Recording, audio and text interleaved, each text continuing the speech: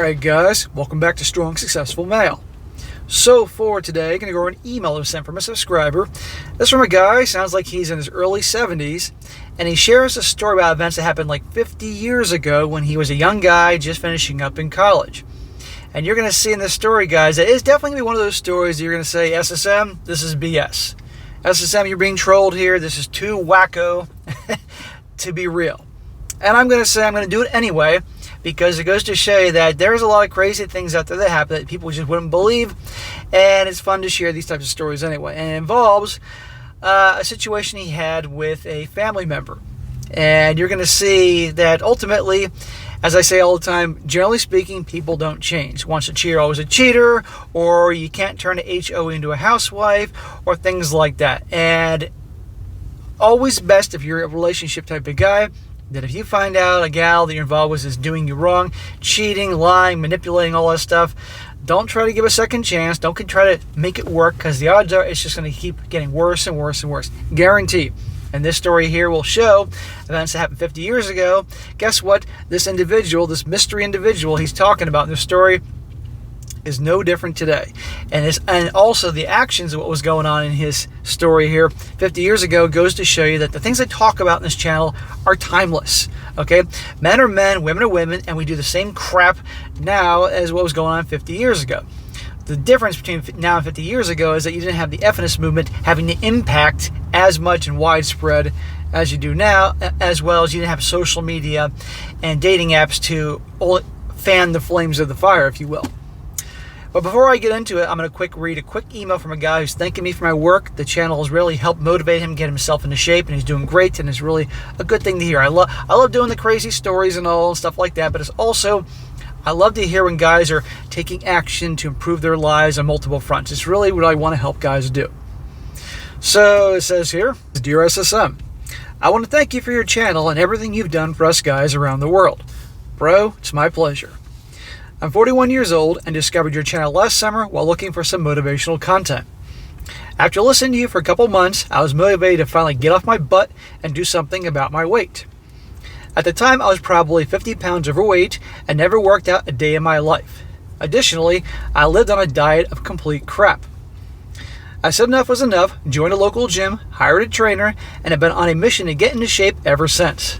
Awesome, bro. Good for you. See, guys, he's 41 now, so he was 40 last year. Probably by turning 40, he wanted to make some changes, and that's great. I also changed my diet by drastically reducing alcohol, sugar drinks, fast food / takeout food, and learned to cook some good, healthy meals, etc. Wonderful. I'm proud to say that in a year into this, I dropped close to 30 pounds and definitely put on muscle. That's sweet, man. Congratulations. I feel better than I ever have, and I owe it to you for giving me a kick in the ass.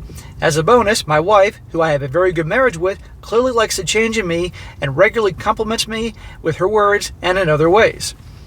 I have a 14-year-old son who does sports, and I'm planning on having him join me in the gym next summer when he's 15 so we can train together.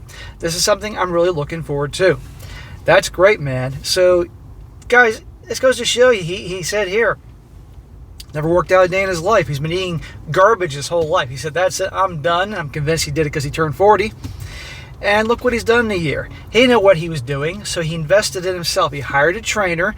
Obviously, that cost him some money, but he learned how to use all the equipment, what works, set up a program, and he's obviously off on his own now, training, and now he can teach his son. They can do it together. It's a great bonding experience, and all guys should work out in varying degrees. I just want to say thanks. I just want to say to all you guys out there that you can make a change in your life. You just have to be willing to put in the time and effort, and you'll be amazed about what you can accomplish. Thanks again, SSM. Pete. Well, Pete, I am so proud of you. Great job, and I'm sure it's going to get to the point that when you said you want to lose like 50 pounds, you said you've lost 30 pounds already, and you put on some muscle. So it's possible you actually lost more weight in terms of body fat because you're also putting on muscle, which is heavier. So you're probably darn close to where you want to be, and all you got to do is just maintenance and all that, and there you go. And you're not going to find, probably once you achieve this goal, you're going to be thinking, okay, I did this, now I have the confidence to try something else that I want to improve upon. And it goes from that. This is what happens, guys. And also I like to point out that, yeah, That's cool. Your wife is noticing, and obviously she's complimenting you and showing that she likes what she sees in other ways. There you go. I'm glad you actually got a good woman there, because it's rare nowadays. So, on to the main story. This guy says here, hey SSM, I've been a subscriber to your SSM and They Did What channels for over a year now. Likewise, I recently subscribed to SSM Shorts the day you started it. Well, thank you for your support, brother. And all you guys, if you haven't joined the other channels, definitely take a moment and join them, and you'll definitely like what you see. You have no secrets from me, as I've listened to every video. You become my favorite entertainment as I work in my shop. Thank you, bro. A recent event brought to mind a situation that occurred nearly 50 years ago. It may be more appropriate on your They Did What channel. I'll let you make that decision. Now, you wrote to me. This is your favorite channel, so I'm going to do it here. This would work for any of them, to be honest. As a background, I came from a dirt poor Midwestern farm family. There were 5 children, 3 boys, 2 girls. I was the oldest boy. In 1971, I turned 18 and graduated from high school. Farming was not a very promising career for several reasons. At that time, there were tens of thousands of family farms repossessed and auctioned off each month, so I decided to leave home. I don't blame you, man. The same week that I moved into my first apartment, I started working full-time and enrolled in a college as a full-time student. The job I had was from midnight to 8 o'clock in the morning in a steel mill. College classes started at 9 a.m. until 3 p.m. Sleep and study occurred whenever I could. To say reality hit me in the face would be an understatement. See this, guys? Let me show you the different times here.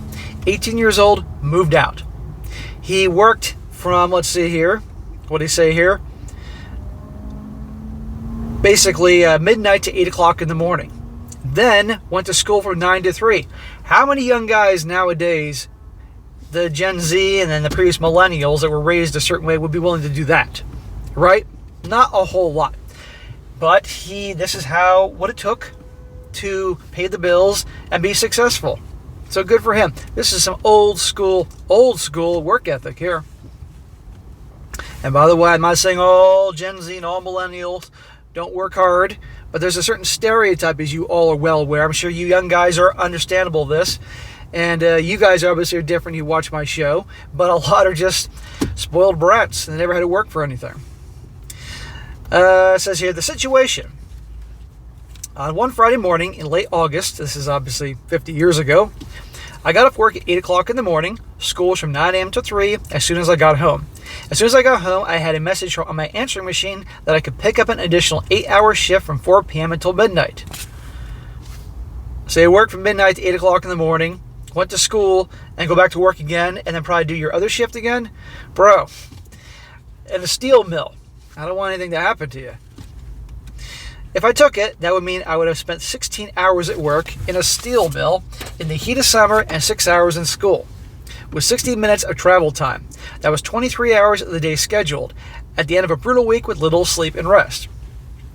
But you know, SSM, when you're 22 years old, in the best shape of your life, and been grinding it out on your own for 4 years, you think you're invincible, so I took the extra shift.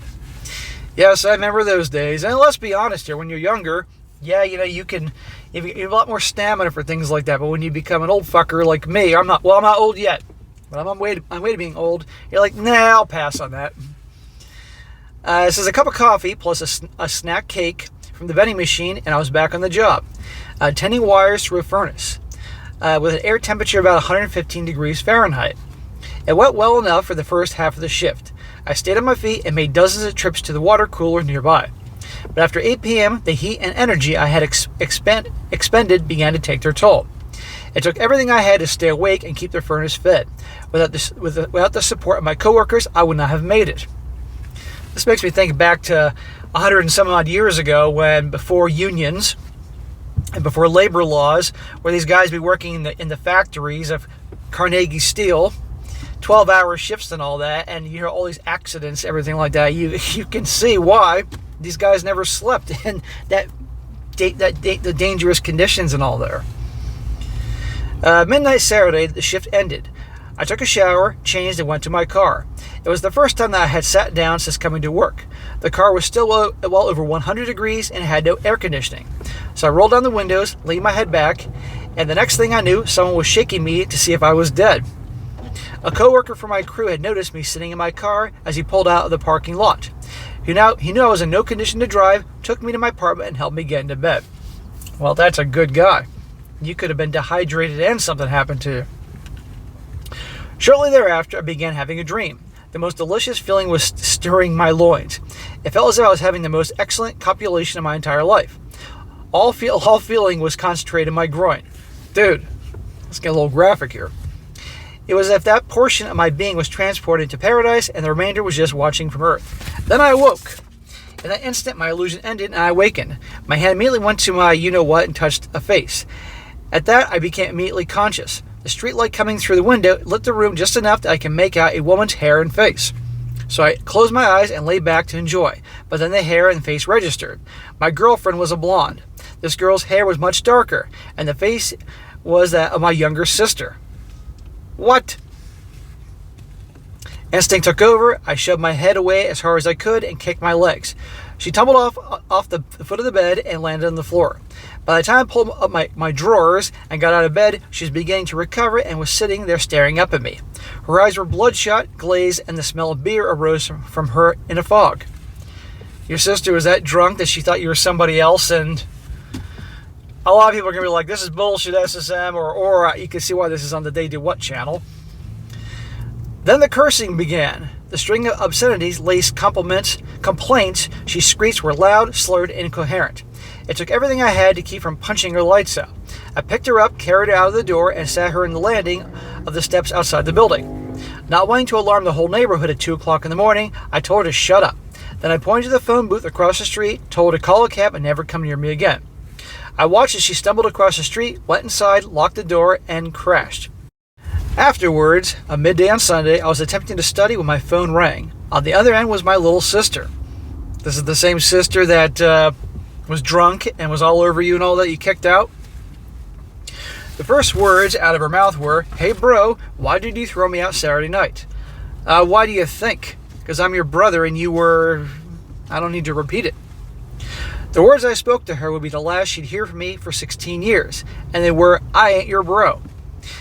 I knew that she had left home at 18 to get married to a Navy sailor. Later, I learned that while he was deployed, she turned into a drunken lush. He kicked her to the curb after she tried hosting a drunken ORGY in their off-base housing. Remember the stereotype about don't get married in the military and those military wives? When she attempted to return to our parents' house, my dad refused to let her stay there. Prior to her late-night raid on my package, she had spent a month or so trading companionship for food, booze, and beds for who knows how many guys around town. Her plan was to find a place to shack up until she could find a man to take care of her. I assume she thought that if it worked for the other guys, it would work on me. Yeah, but you're her brother.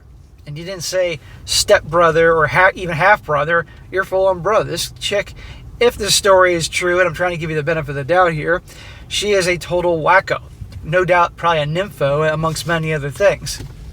Look, crazy shit happens, guys. He says, oh yeah, I started this by mentioning there was a recent event that brought this episode to mind. Last month was her birthday. She turned 68 years old. Guess how she celebrated it? She spent the day loading all her belongings into her ratty old SUV and driving her away from her 5th husband. He caught her cheating with the neighbor's lady. And there you go. Definitely I could have done this on the other channel, but I decided to do it here. So anyway, guys, this goes to show you, well, let's just, number one, there are a lot of wackos out there. Number two, when it comes to these types that are probably nymphos, they want to jump everybody, clearly. And also the fact that pretty much people generally don't change. She was this way when she was young, and he said 5th husband, so there you go. But anyhow, guys, so remember the lessons I teach about once a cheater, always a cheater, and don't take back someone that does the type of thing, and don't give these types of second chances. Right then and there, this is who she is for life, 50 years later. But anyhow, that'll be an entertaining one to go over here. A lot of you guys are going to be like, oh, SSM, this is bullshit, but you know what? I thought it was funny, and I've lived long enough to know that there's some of the craziest things out there that are actually true stories. So we'll leave it as is. So, all right, guys, that is it for today. Be sure to comment down below. Let me know what you think about this. And also, guys, you got a good story to tell, whether it's a normal story, a crazy story, whatever, definitely send it my way. strongsuccessfulmale@gmail.com. And also, this goes for any good articles you might find or crazy stories online, Reddit stories, long stories, short stories. There's value in all of them. Send them my way, and I'll definitely use them across the 3 channels. And again, as I mentioned before, if you're not subscribed to my other channels, They Did What and SSM Clips, definitely go on by, take a second, and subscribe. I think you'll like what you hear. And even if you don't watch them, subscribe anyway, because it helps me. And the more my channels grow, the more it enrages the feminists out there. And I know you all can agree with me on that. That's something that you would definitely take pleasure in. And be sure to like the video, share it with your friends, and subscribe. I'll catch you next time.